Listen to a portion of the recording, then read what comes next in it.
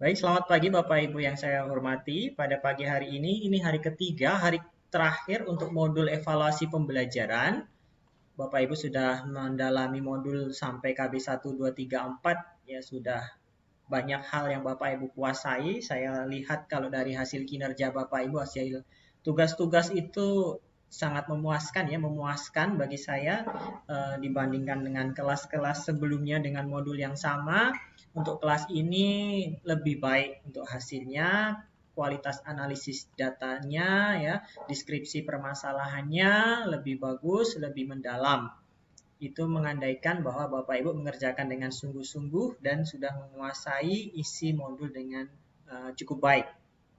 Nah, untuk hari yang ketiga ini, sesuai dengan tagihannya adalah tugas analisa materi ketiga untuk modul-modul pedagogi ya atau PJBL menggunakan pendekatan project based learning ya atau pendekatan berbasis proyek. Nah, saya share screen dulu.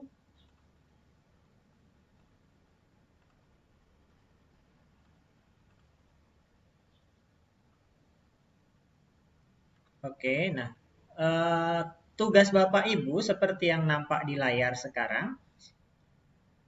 Kemarin Bapak Ibu sudah mengerjakan tugas identifikasi masalah untuk modul pertama, lalu eksplorasi penyebab masalah secara kajian literatur dan juga empiris atau realitas itu untuk modul kedua.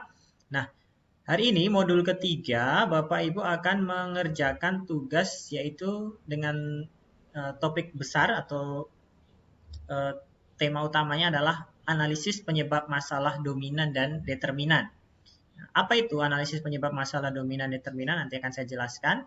Dan terakhir akan ditutup modul keempat besok ya, modul profesi keguruan itu dengan membuat rencana aksi. Jadi 4 tugas ini saling berkaitan Bapak Ibu ya. Tugas 1, 2, 3, 4. Nah, hari ini kita sampai tugas yang ketiga, modul ketiga evaluasi pembelajaran.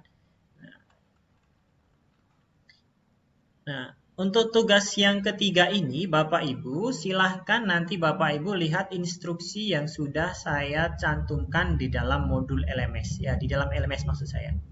Perhatikan baik-baik ya instruksinya. Instruksinya sama dengan yang saya tampilkan saat ini di layar Bapak Ibu sekalian.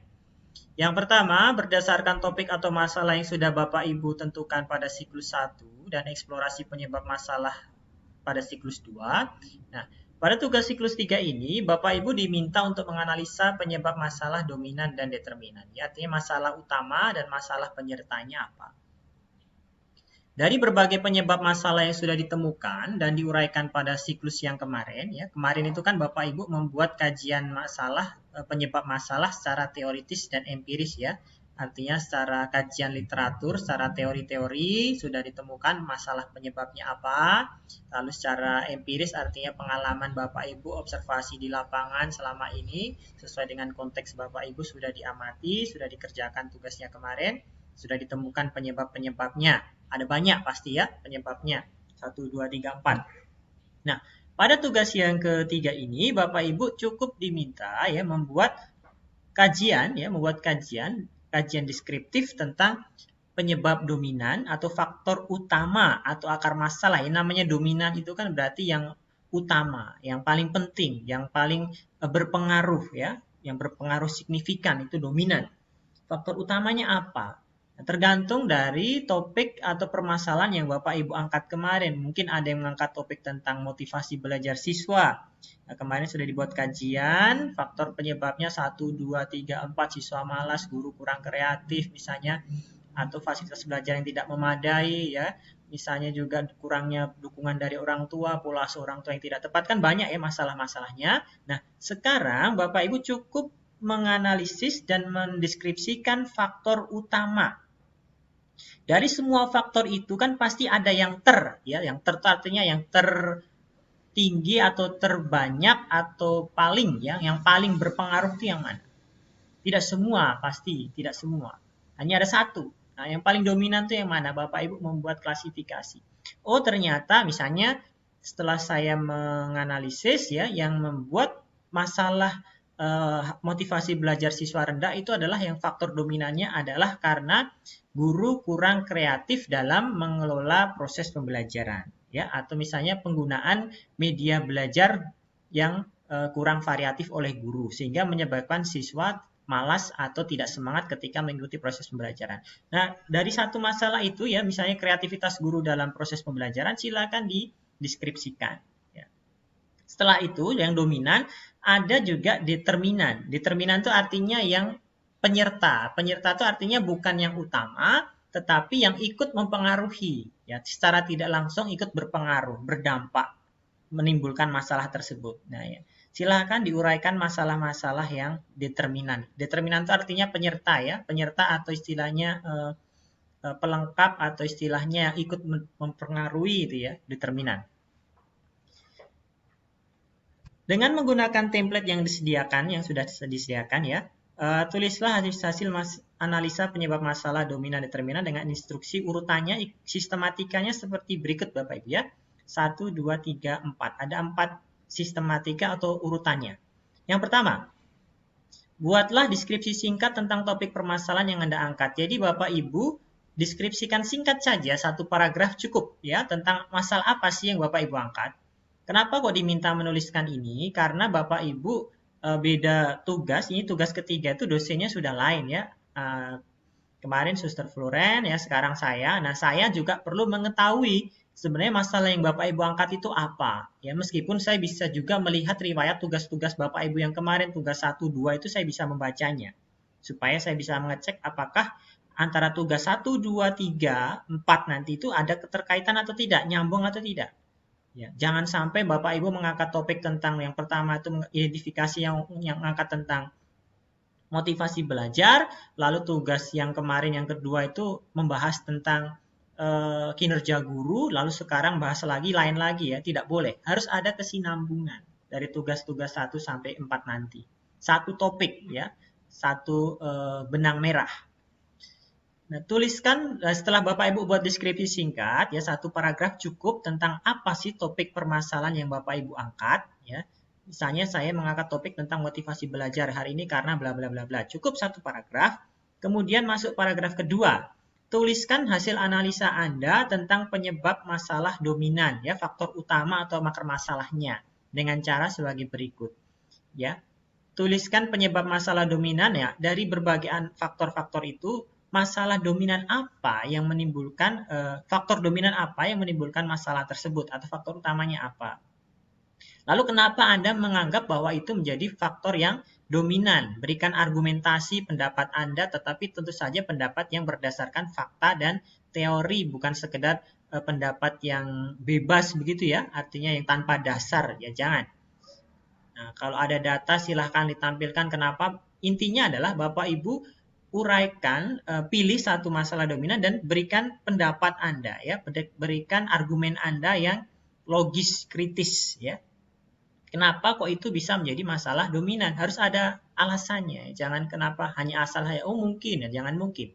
Ini seperti kita membuat sebuah karya tulis ilmiah tetapi tanpa penelitian. Kemarin dari mahasiswa kelas lain ada yang tanya, Pak, tugas analisa materi itu kita seperti membuat PTK kah? Atau membuat karya tulis kah? Mirip tapi tidak sama. Kenapa saya bilang mirip? Karena kita menggunakan pendekatan yang kritis, sistematis, ya, logis. Ya, pendekatan ilmiah itu kan kritis, sistematis, logis dia. Tetapi beda, kenapa beda? Karena kita tidak memerlukan penelitian lapangan, kita tidak memerlukan pengumpulan data, pengolahan data, kita tidak memerlukan itu. Ya. Kita hanya berargumen, membuat narasi, deskripsi saja, tetapi secara kritis, logis, dan sistematis. Itu Bapak Ibu ya, tugas analisa materi ini. Lalu berikan argumentasi tadi ya secara teoritis dan empiris ya, sudah saya jelaskan. Nah, selanjutnya paragraf selanjutnya ya kalau yang nomor 2 ini ya jangan hanya satu paragraf ya, silahkan bisa 2, 3, 4 paragraf karena ini kan cukup panjang ya. Masalah dominannya apa dan kenapa Anda menentukan itu, memilih itu sebagai masalah yang dominan, berikan argumen. Lalu bagian selanjutnya adalah setelah dominan, nah pasti ada masalah lain ya. Contoh motivasi belajar itu dominannya, contohnya yang paling dominan penyebabnya karena kurangnya kreativitas guru atau kreativitas guru dalam proses pembelajaran atau strategi pembelajaran, metode pembelajaran, media pembelajaran itu utamanya. Lalu determinannya apa? Ya banyak Bapak Ibu ya yang menyebabkan motivasi belajar. Misal kondisi fisik siswa. Nah, banyak siswa-siswa yang mungkin ketika berangkat ke sekolah tidak sarapan. Itu menyebabkan ketika sampai di sekolah lemas, ya mau bagaimana mau semangat atau motivasi kalau tidak sarapan pagi, siswa tidak pernah memiliki asupan gizi yang cukup. Nah, ketika sampai di sekolah ya pasti dia lemas. Sehingga bagaimanapun cara guru mengelola proses pembelajaran, kalau fisiknya tidak bagus ya pasti tidak motivasinya tidak bagus. Lalu misalnya determinan lain, misalnya pola asuh orang tua, ya kan? Orang tua yang permisif. Permisif itu artinya orang tua yang malas tahu dengan anaknya, tidak pernah mengajari siswa di rumah, anaknya di rumah, ya, mengontrol pendidikannya di sekolah. Jadi siswa ketika di rumah dibebaskan begitu saja, tidak pernah ada fungsi kontrol dari orang tua, sampai di sekolah siswa pun tidak semangat untuk belajar. Buat apa saya belajar? Toh prestasi saya tidak pernah diakui oleh keluarga saya, orang tua saya misalnya. Jadi dia tidak punya motivasi belajar. Nah, dan faktor-faktor determinan yang lain, misalnya pergaulan, ya, lalu budaya lingkungan sekolah, lalu misalnya pola pengelolaan kelas dan lain sebagainya. Oke, ini ada yang baru bergabung. Ya, Pak Marcel baru bergabung. Oke, saya kembali lagi. Nah, itu ya Bapak Ibu ya. Jadi bagian selanjutnya adalah faktor determinan. Jadi silahkan determinan itu boleh lebih dari satu, boleh 2, 3, 4 silahkan. Ya, namanya determinan itu kan faktor-faktor X, faktor lain. Pasti banyak dia. Tapi juga tidak usah terlalu banyak. Pilih saja faktor-faktor yang menurut Bapak Ibu berpengaruh secara langsung. Ya. Lalu sama ya, sama proses alurnya, yaitu ketika Bapak Ibu menyebutkan faktor determinannya 1, 2, 3, sebutkan juga alasannya kenapa itu menjadi determinan. Jadi faktor pendeterminan. Kenapa? Selanjutnya yang terakhir, Bapak Ibu buatlah deskripsi akhir.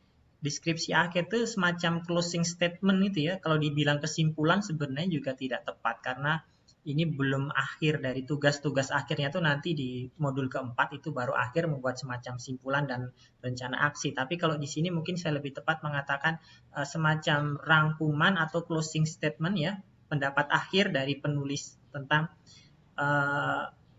penyebab dominan dan determinan. Buat semacam rangkuman itu ya Bapak Ibu ya, satu paragraf cukup. Dari pembahasan di atas ya, penulis mengatakan atau menekankan bahwa masalah ini disebabkan oleh faktor dominan ini, alasannya ini, dan faktor determinan yang menyebabkan adalah 1, 2, 3, 4. Cukup, selesai. Jadi itu Bapak Ibu, untuk tugas yang ketiga ini, Bapak Ibu hanya diminta untuk membuat analisis penyebab masalah dominan dan determinan. Tindak lanjut dari tugas yang sebelumnya. Ya. Kalau sebelumnya itu kan hanya kajian literatur dan empiris, hanya semacam deskriptif begitu ya. Nah sekarang Bapak Ibu sudah masuk ke analisis. Menganalisis itu kan berarti mendalami lebih lanjut lagi, lebih tingkat berpikirnya. Kalau dalam taksonomi Anderson yang kemarin kita kaji, itu sudah levelnya sudah level 2 itu kan. Artinya itu sudah termasuk HOTS juga ya, higher order thinking skill, artinya berpikir tingkat tinggi, mampu menganalisis gitu kan.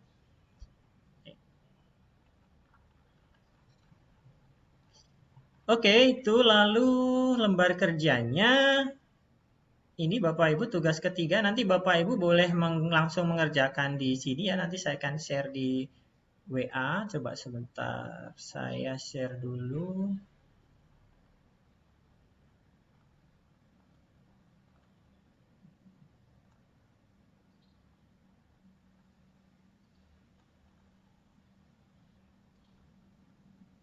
Ya, sudah saya share di grup ya, untuk lembar kerjanya.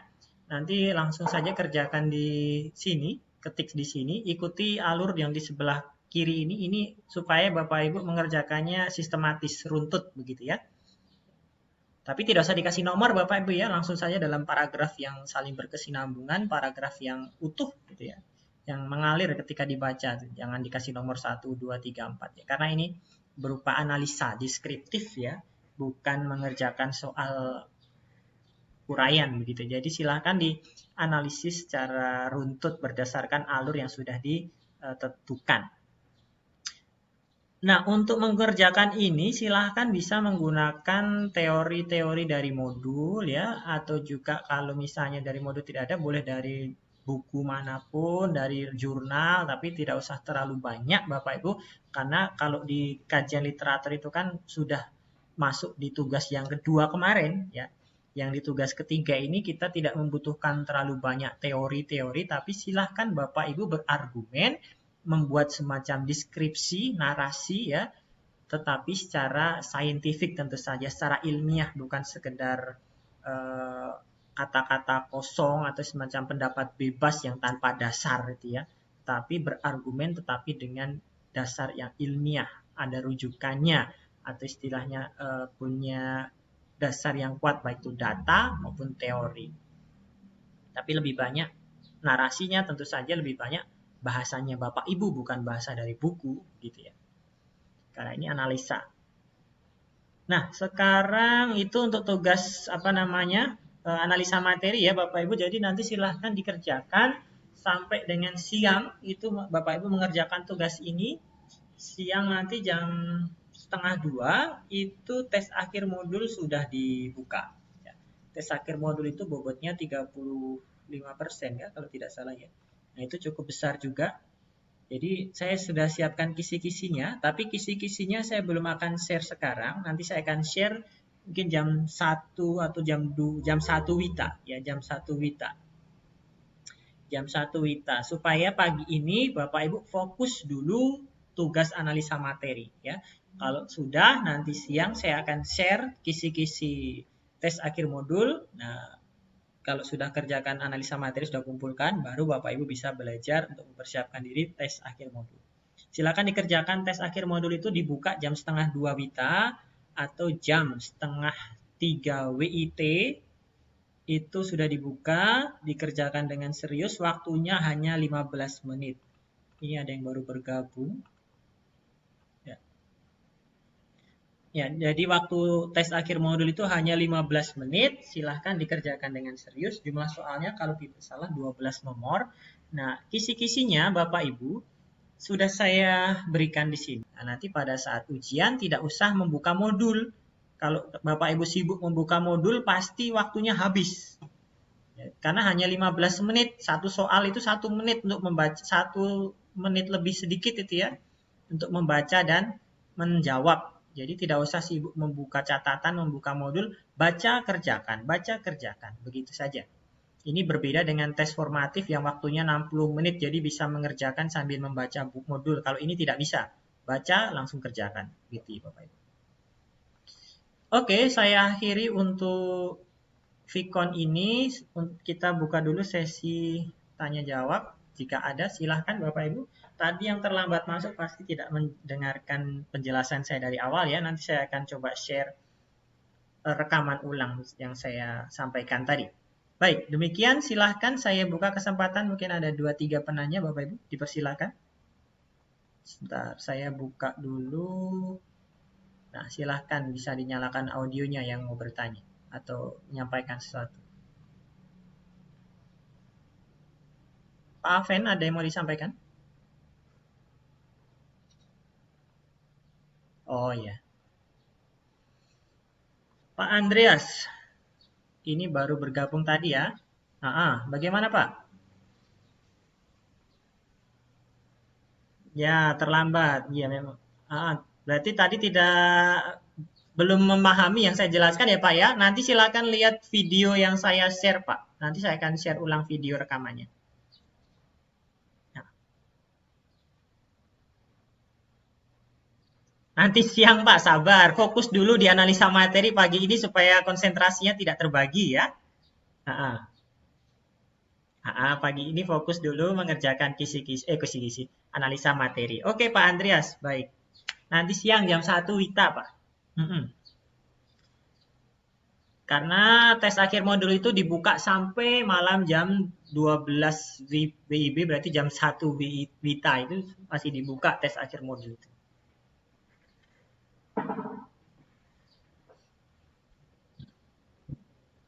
Ada yang lain Bapak Ibu?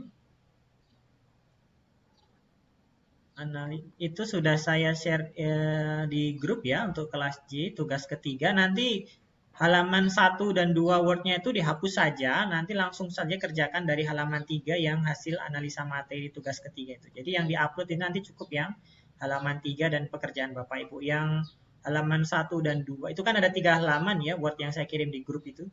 Nah, halaman 1, 2 itu dihapus saja karena itu hanya instruksi saja ya. Fokuskan di pekerjaan Bapak Ibu di halaman yang ketiga nanti.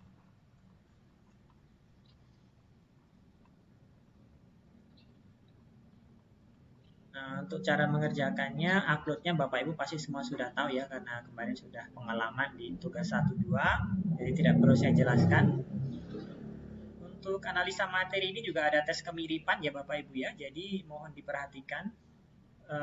Tapi saya lihat kemarin di kelas ini untuk kemiripan rata-rata semua aman, hanya ada 1, 2 mahasiswa saja yang di resume itu yang lebih dari 50% sempat saya kembalikan.